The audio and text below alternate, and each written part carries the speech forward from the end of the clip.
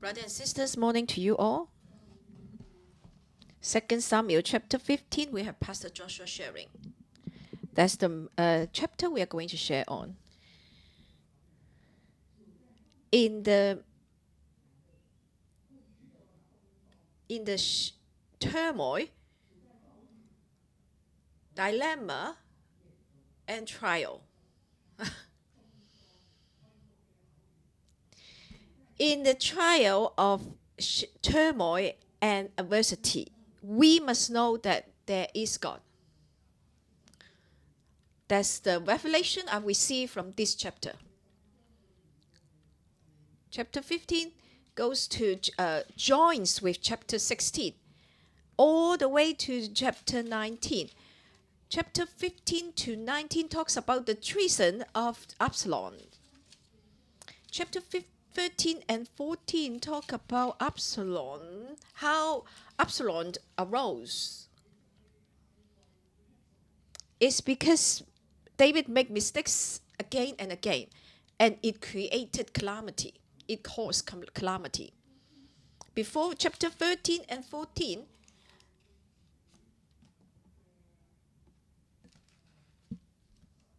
talk about the killing of David and adultery. Killing and adultery of David. So he sinned, he was being judged. And the sword shall never be depart from his house.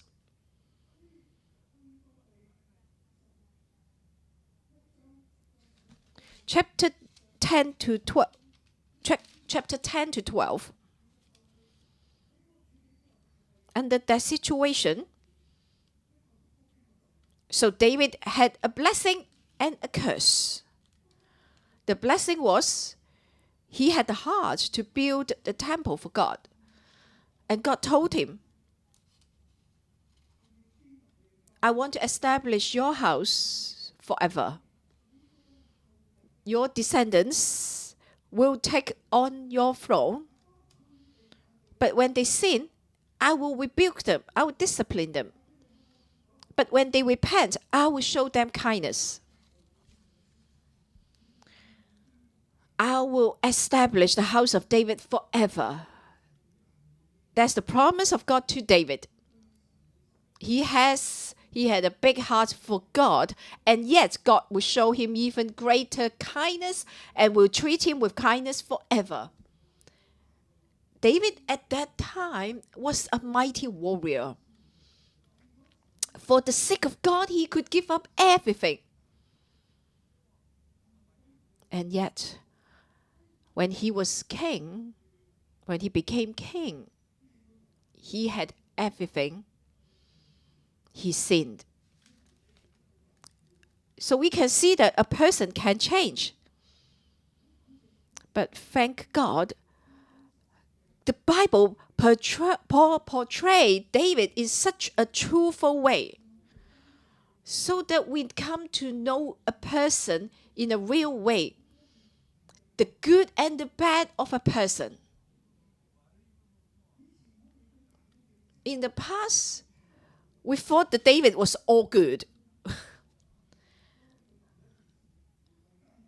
But then he committed adultery. He also killed someone. We knew that.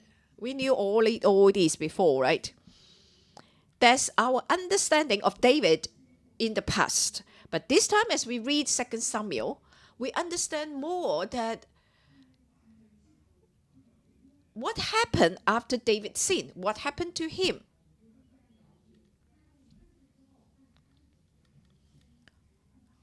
How does his humanity continue to develop? He still loved God, but he had his own flaws.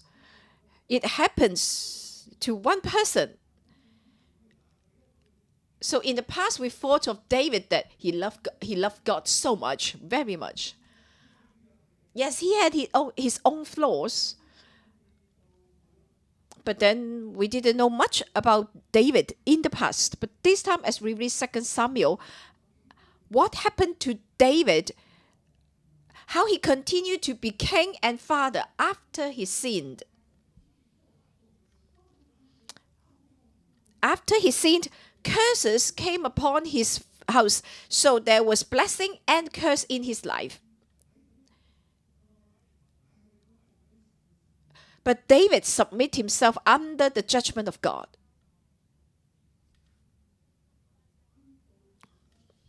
As a father, he had his own weaknesses and flaws. So Amnon, his elder sons, sinned, and David did not say a word. He was only very angry. That's all he did. Absalom killed Amnon. Absalom's killed his own older brother, the first son of David. David mourned for his son every day. So Absalom fled, and then he came back. David did not punish him at all, did not say anything. He was a quiet, silent father, and yet very emotional father. We understand when we read up to 2 Samuel, up to this point. That's what we understand so far. So David was no more a mighty warrior as we know of him before. He is now under judgment. David under judgment.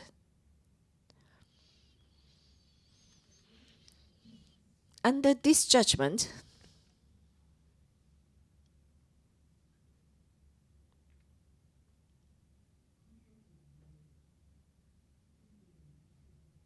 his throne will be taken away soon, because the sword shall not depart from his house. That's the punishment of God. There will be adversity arose against him from his own house. It's a dilemma, it's a turmoil. So David facing such dilemma, facing such turmoil. When I read this chapter this morning, up till yesterday, I thought that David was not a good father. He was quiet, he was silent, he was emotional. That's my impression of David yesterday, up to yesterday. Of course, these are true. But today I read, he actually submits himself under the judgment of God. That's who David was, facing curses. He submits. He knew someone would take his place.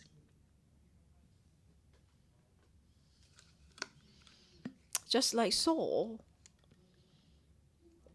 After Saul sinned, because Saul despised God, so God also despised Saul, rejected him. Remember, Saul actually grabbed hold of the corner of the Samuel's of garment. So the garment of Samuel was torn into two pieces. And then God said that the kingdom, and that's the relationship of God being cut off, severed from Saul. Relationship between God and Saul was torn apart.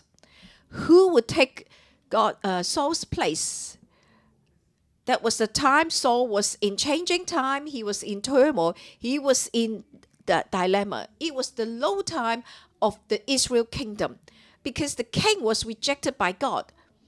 So the whole kingdom was in the low point. The Philistines was attacking the Israel.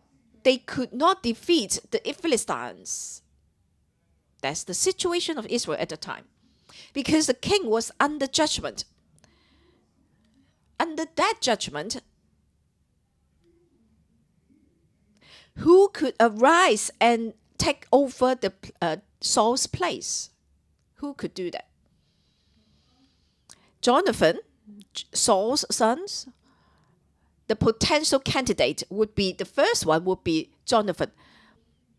But Saul, because Saul was rejected by God, so Jonathan was affected. Saul's son.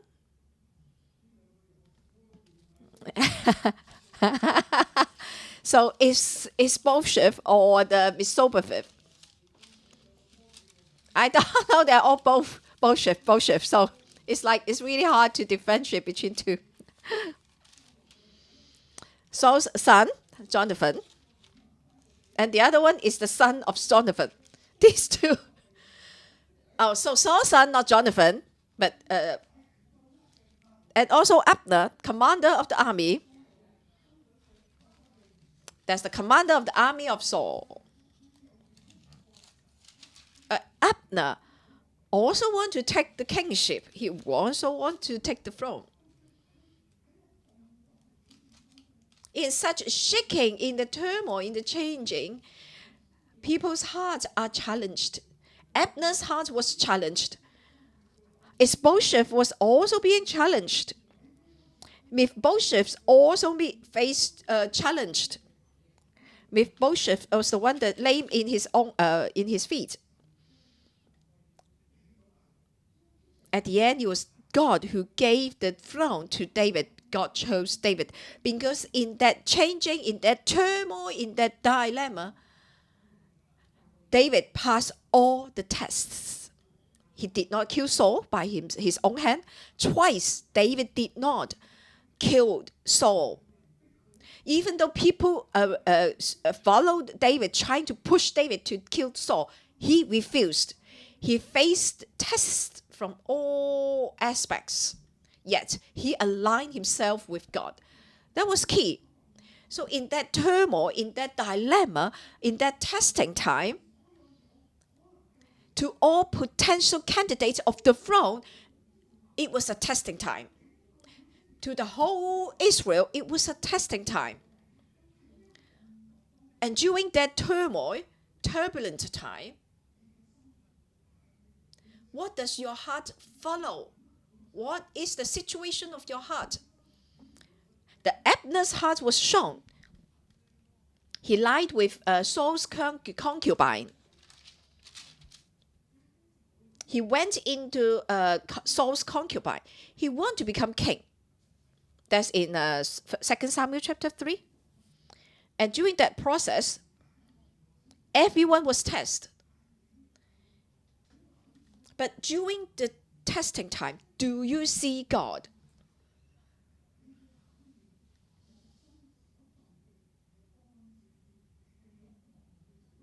Do you react to the tests according to your heart's desire? Or you know what God wants to do? You know that God is here and you follow God. You listen to Him and you submit to God. David, in such testing, he submitted to God. So naturally, the throne, David took the throne. And the fall in the destruction of the house of Saul had nothing to do with David. It was something of a natural cause. So Saul walked to the battlefield in darkness towards death. Now, David was made king. He was king over all Israel. He had everything. He was king. And one day when the kings went out to battle as a king, he did not go. He did not go to war, but yet he arose one evening. He arose from his bed and he walked on the roof of the king's house. In darkness, he seen, that's in 2 Samuel chapter 11. He was taken captive by the enemy. Then he walked downhill. His life went downhill from then. He faced such tests. It was a really great challenge. He overcame dilemma, overcame the valley time. He overcame all the tests before, but he was unable to overcome the heart desire. When he was in the high point, he sinned. He gave chance for the enemy to blaspheme God. So he faced judgment. Now he faced judgment here.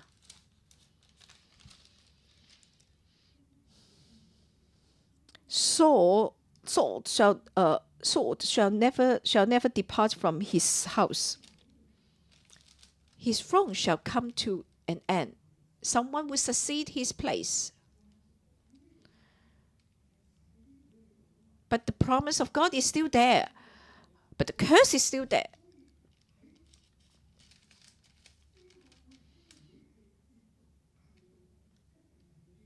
Who would succeed David as his succeed him? Definitely is one of King David, one of the sons of David. So now, for all the sons of David, they all face this turmoil, this dilemma. Who could arise and take David's place to become king? David gave birth to 6 sons at Hebron. The first one, Amnon. The third son, Absalom. The fourth son, Atalia.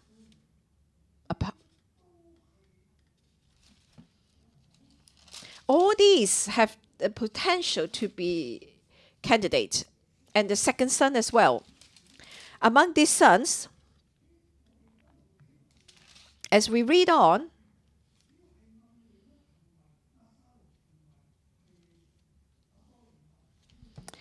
mainly is Amnon, Absalom, and the fourth son, and the other sons was not mentioned.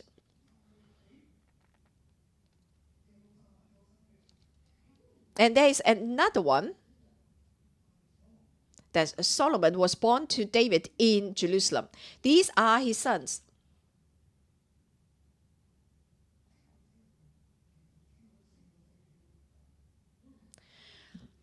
Among the 7 sons, 4 were potentials. There was one more person, that's Joab, the commander of the army of David. Joab was commander over David's army. But Joab was actually David's opponent in the royalty. We read it last chapter. So Joab was trying to manipulate David last chapter. That's why Absalom returned to Jerusalem.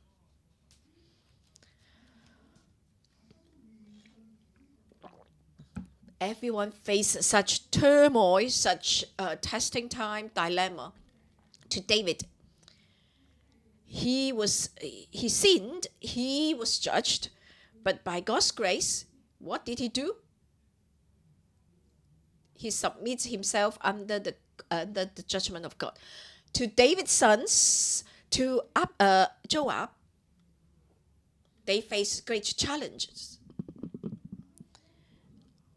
At the beginning, Joab passed the test. He did quite a good job at the start. That's why he had the opportunity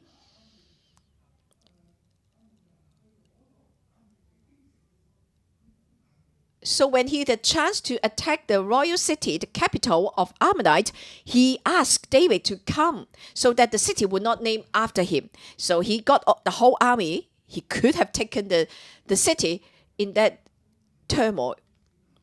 This time he kind of like restrained himself. He pressed himself. He restrained himself. He dared not to arise and became king. He knew that as soon as he took the capital of Amidst, he would become king. But he knew the heart of God at that time. He dared not to. He saved that for David to take over.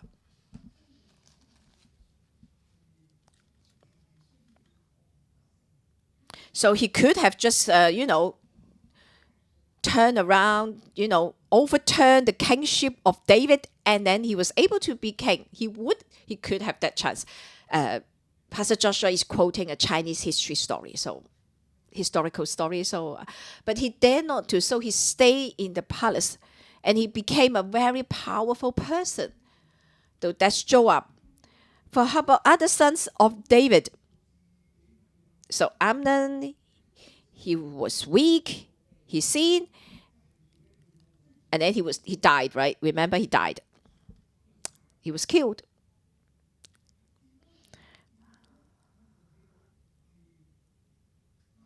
And then we have Absalom, the first son. He faced this changing world, this turmoil. He faced tests. He was tested. Absalom did not see God. God was there. But in this chapter, as we read on, in the eyes of Absalom, God did not exist. I still have, I'm not going into the scriptures, but the message is here. That's the key message. As you read on this chapter, the main message of this chapter is the test to Absalom, to attest to each of David's sons. And in our own situation today, is the test to every single one of us. Hong Kong and the whole world today is in this shaking turmoil. Everyone is tested and challenged. Previous generation faced challenged. Do you submit yourself under God's judgment? Just like David. The next generation is also facing judgment. Do you see God? Does God reign? Or do your feet reign in your life?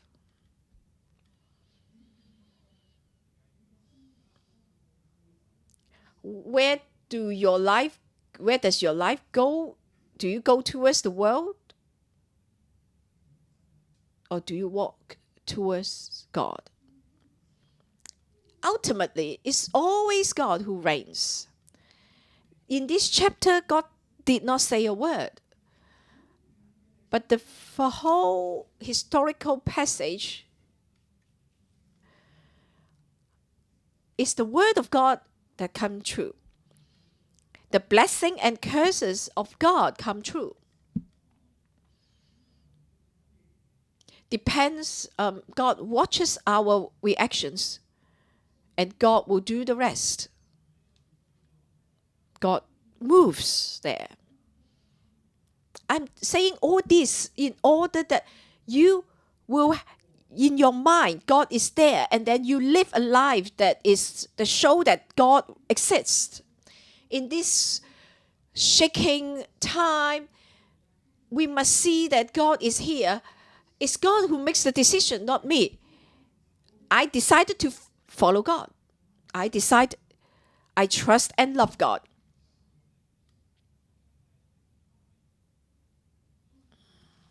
Now we go into our scriptures, our passage, our chapter. It's divided into two paragraphs. Verse 1 to 12, the first paragraph. Submit under the judgment of God. When David faced all these, he submitted himself under the judgments of God. So on the surface, this chapter talks about the treason of Absalom. So I would say that the previous generation was judged under judgment, and the next generation faced test. Verse 1 to 6. Verse 6. In this manner, Absalom acted towards all Israel who came to the king for judgment. So Absalom stole the hearts of the men of Israel.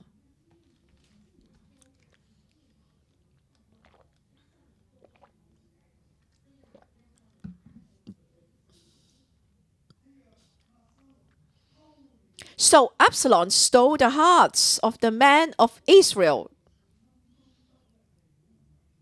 The Chinese say it very nicely, but here we just directly say he stole the hearts of the men of Israel. Verse 1. After this, so the king kissed Absalom in previous chapter, the last verse of last chapter. So the king accepted him again.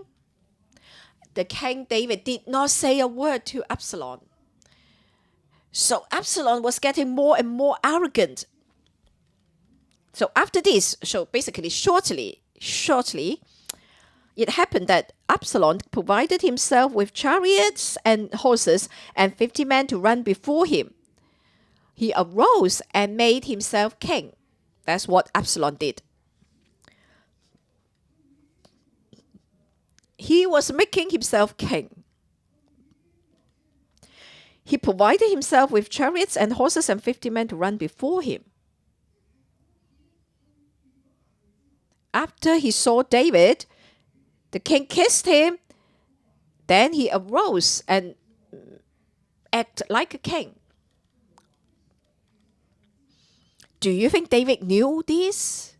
Of course he did. David knew. Provided himself with chariots and horses and 50 men to run before him. Yeah, what a poser.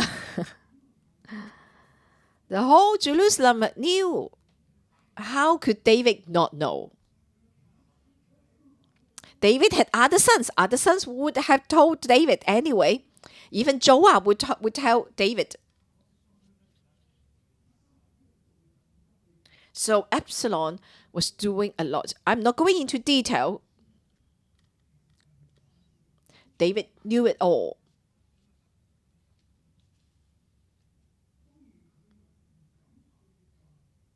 But he dared not to rebuke Absalom. He dared not to challenge him because Absalom was his son. No one dared to stop Absalom. Then he became more and more dominating and overpowering.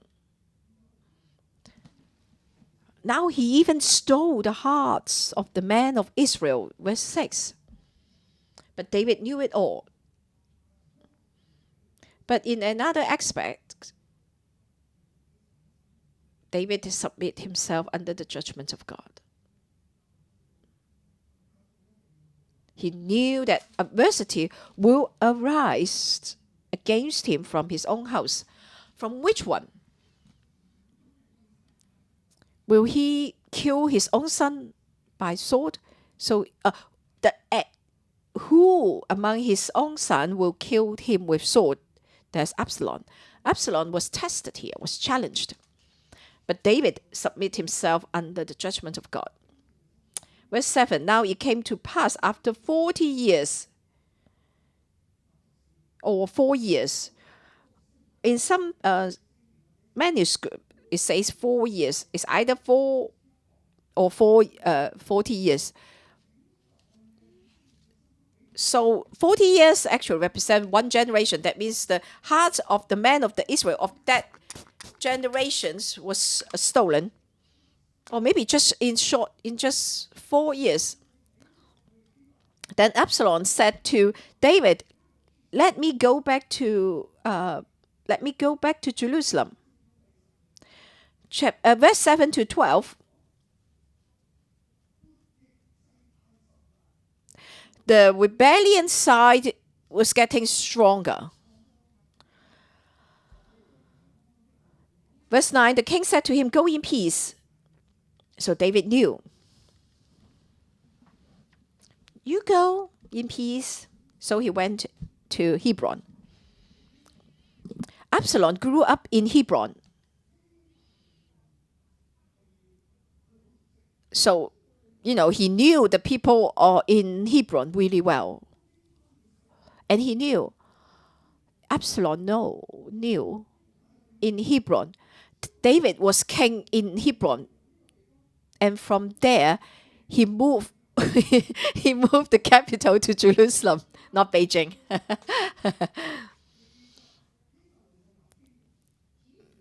Hebron is like the second capital. So the capital was moved from Hebron to Jerusalem. So the Hebron was the first capital, but It's just like Rome. So, okay, the capital of Rome was moved from Rome to the Constantine. So basically, the east and the west side are opposing one another financially and also politically. When David moved the capital from Hebron to Jerusalem, people in Hebron were upset because it involved the conflict of their interests. It affects their interests. Absalom noticed that, took note of that. That's why he went back to Hebron. That's why Absalom made himself king in Hebron. He blew a trumpet.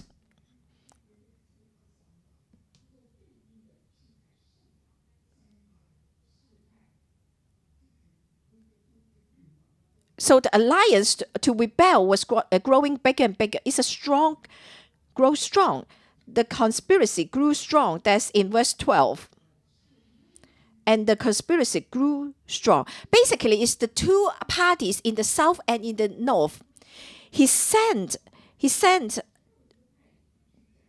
to the people. He sent the people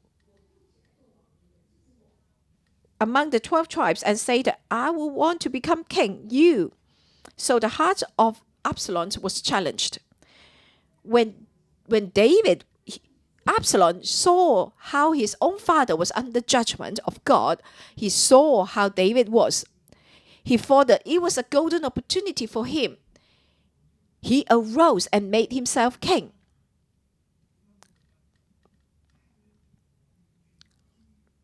David knew exactly what was going on.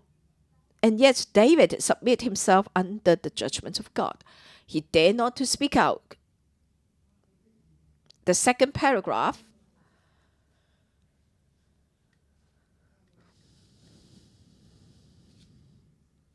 David left Jerusalem, departed from Jerusalem.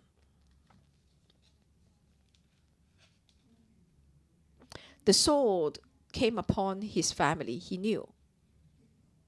He left, he departed immediately. Make haste to depart, verse 14. In this shaking, in this turmoil, everyone was challenged. Everyone was tested. Now the king left to Jerusalem. Everyone related to David, every Israelite, they will have to make a decision. In that turmoil, do you follow Absalom or do you follow David? Everyone was tested. In this world, it's like what color? What color? You know about this color movement in Hong Kong, right?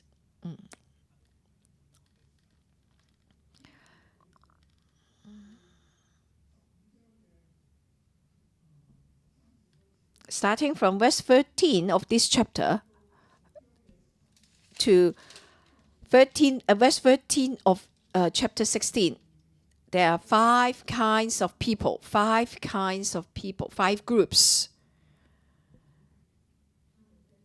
Their conversation with David and their decisions, they were tested. Absalom rebelled when he was tested. How about others? They need to make their own decisions. To the exile later on. So this book was written in the time of exile. This message is for the exile. Our country is under judgment, just like David was under judgment. We are the house of David. We face judgment. What should my feet do? Do I go towards the world? Or do I continue to submit myself under the judgment and follow God?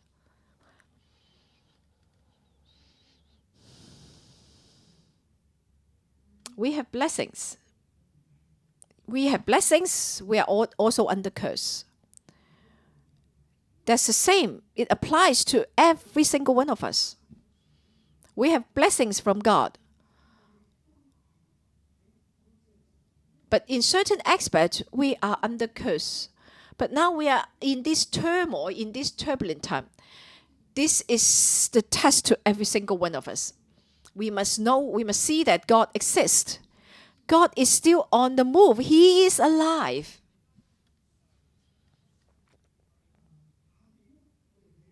Second paragraph. In this chapter, we see three groups. And then tomorrow we talk about another two groups. Verse 13 to 18 talk about David departed from Jerusalem. Verse 13 to the end, the subheading of this paragraph. In dilemma, our hearts will be exposed because we are all tested in this dilemma. Your heart will be exposed. What is the state of your heart? What does your heart goes after? Is God in your heart? Do you trust God? Do you really trust God? Let's go into the scriptures. So David heard, someone told him. So David said to all his servants, arise and let us flee. Verse 14, or we shall not escape from Absalom.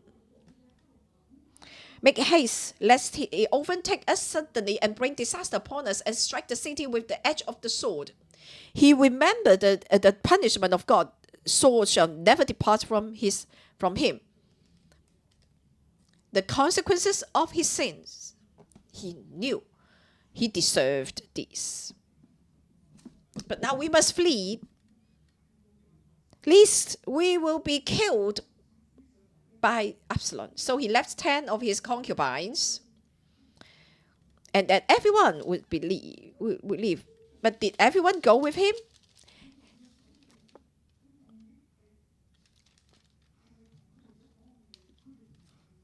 The key point is about their conversation with David.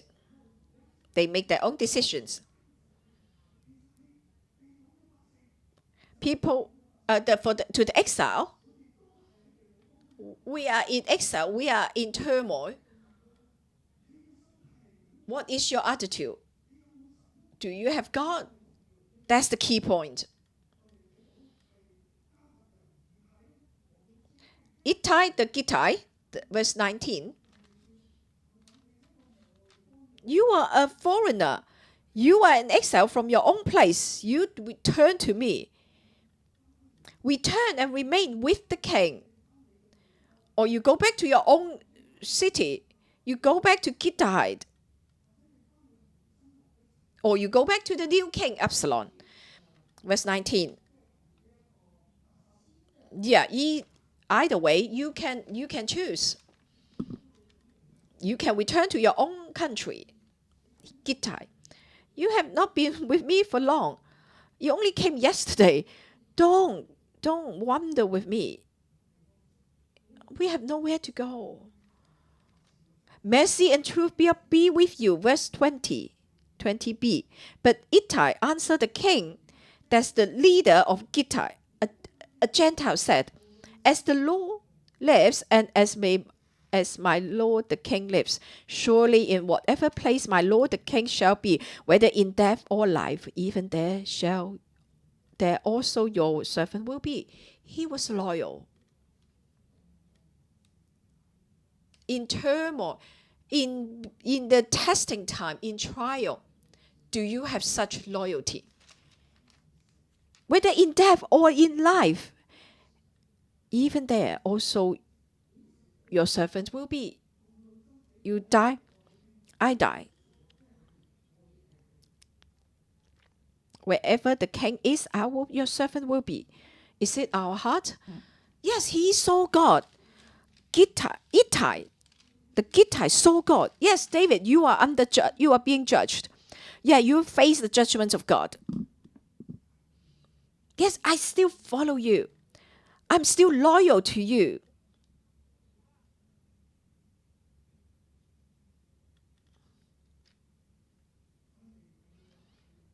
the second scenario, that Zadok and Abiathar. Zadok and Abiathar, verse 24. So the first was the Gentile, and here are the priests. Even the priests were tested. The priests, would the priest follow Absalom or David? Zadok and Abiathar sat down, bore the ark of the covenant of God with their family, with their children. They followed David.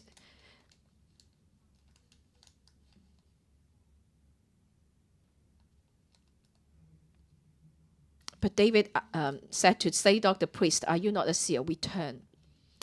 We read the word of verse 27 here. The king also said to Zadok the priest, "Are you not a seer? Carry the ark of God back into the city. If I find favor in the eyes of the Lord, he will bring me back and show me both it and his dwelling place." Verse 25.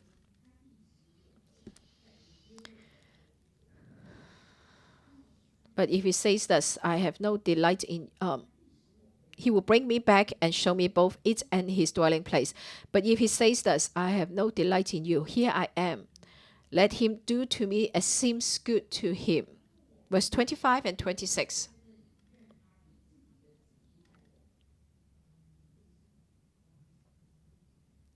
David said to Zadok the priest, "I am in the judgment of God. May the will of God be done."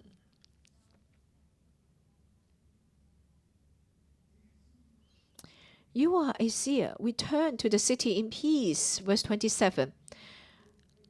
"And your two sons with you, Ahimaaz and also Jonathan, the son of Abiathar, return. I will wait in the plains of the wilderness until word came from you to inform me."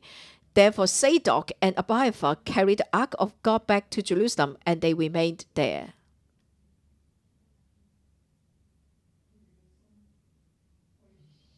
Their hearts were towards David, but David asked them to go back.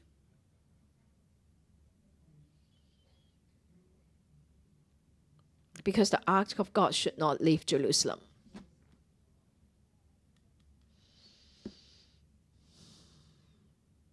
David will be in exile. He submit himself under the judgment of God. God did not go into exile with him. He did not want God to be in exile as he did. If God brings him back, he will come back. He submits himself under the judgment of God. And also his friend Hushai, David's friend Hushai,